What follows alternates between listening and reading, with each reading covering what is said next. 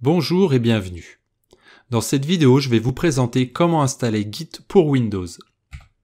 La première chose à faire est de vérifier que Git ne serait pas déjà installé sur sa machine. Pour cela, vous ouvrez une fenêtre console ou PowerShell et vous saisissez la commande git log avec l'option version. Si jamais vous avez un message d'erreur qui vous indique que la commande n'est pas reconnue, cela signifie que Git n'est pas installé sur votre machine. Par contre, si vous avez en sortie le numéro de version de Git pour Windows, cela signifie que Git est bien installé sur votre machine. Et dans ce cas, vous pouvez passer à la vidéo suivante qui vous apprendra à utiliser Git. Si vous n'avez pas Git d'installer sur votre machine, alors il faut le télécharger. Pour cela, vous vous rendez à l'adresse git-scm.com et puis vous verrez ce petit visuel qui vous permet de télécharger Git pour Windows. Donc moi, j'ai fait ce tuto avec la version 2.29. Très probablement, vous aurez une version plus récente. Donc normalement, le téléchargement commence automatiquement. Si ce n'est pas le cas, veillez à choisir la version qui est compatible avec votre système. Normalement, c'est une version 64 bits.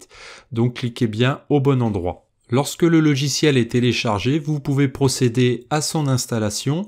Lorsque vous allez cliquer sur l'exécutable, la première fenêtre va afficher la licence. Donc vous cliquez sur Next. Vous allez choisir l'emplacement d'installation, donc gardez-le dans un coin de votre esprit. Cela servira ultérieurement. Une fois que vous avez choisi l'emplacement d'installation, il va falloir choisir les composants à installer.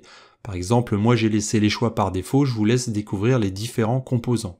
Ensuite, vous avez la possibilité de choisir de créer un raccourci dans le menu démarrer, sinon vous cliquez sur Next.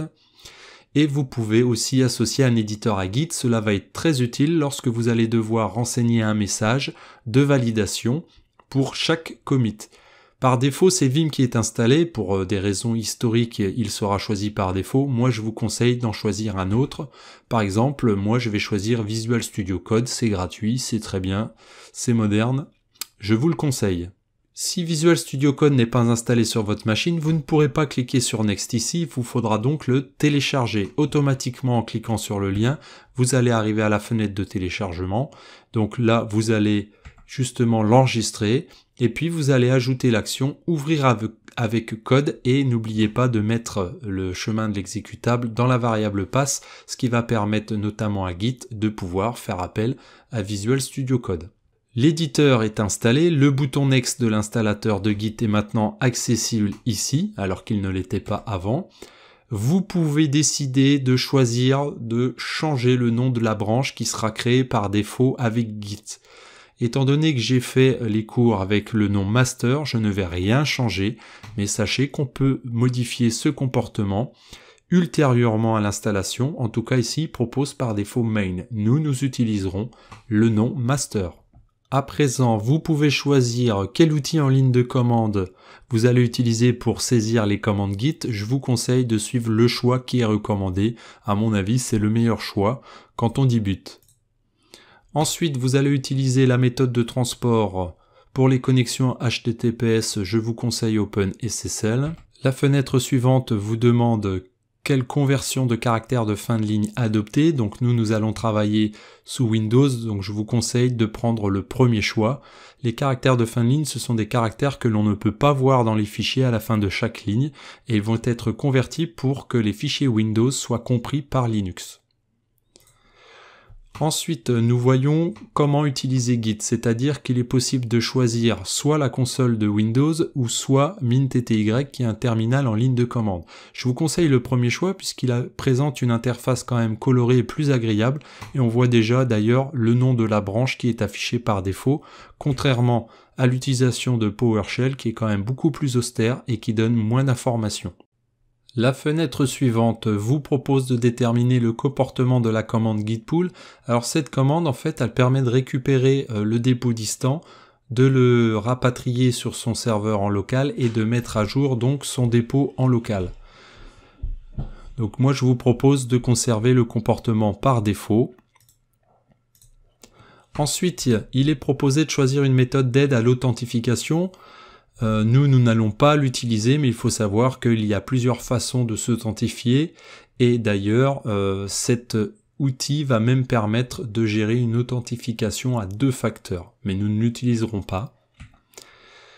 Moi je n'ai choisi aucun outil d'authentification, donc j'ai mis None et puis nous verrons si besoin comment on peut se connecter avec un accès distant.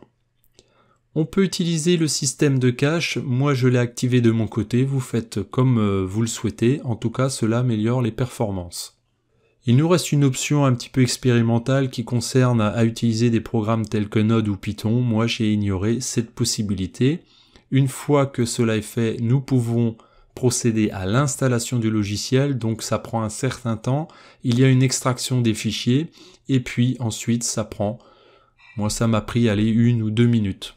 Une fois que nous sommes sur la fenêtre de fin, si vous voulez voir les notes de release, vous laissez cocher, sinon vous les décochez. Il ne reste plus qu'à vérifier l'installation de Git sur sa machine. Pour cela, comme nous l'avons vu au début de ce tuto, il faut taper la commande git log avec l'option version, et en principe vous devriez avoir un message équivalent au mien avec un numéro de version qui est plus récent, et cela signifie que Git est bien installé sur votre machine. Vous allez pouvoir commencer à utiliser Git. Mais avant cela, il va falloir faire une petite chose. C'est-à-dire que là, si on a installé Git, nous ne l'avons pas encore configuré.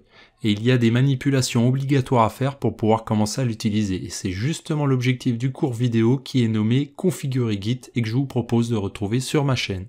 En attendant, à bientôt.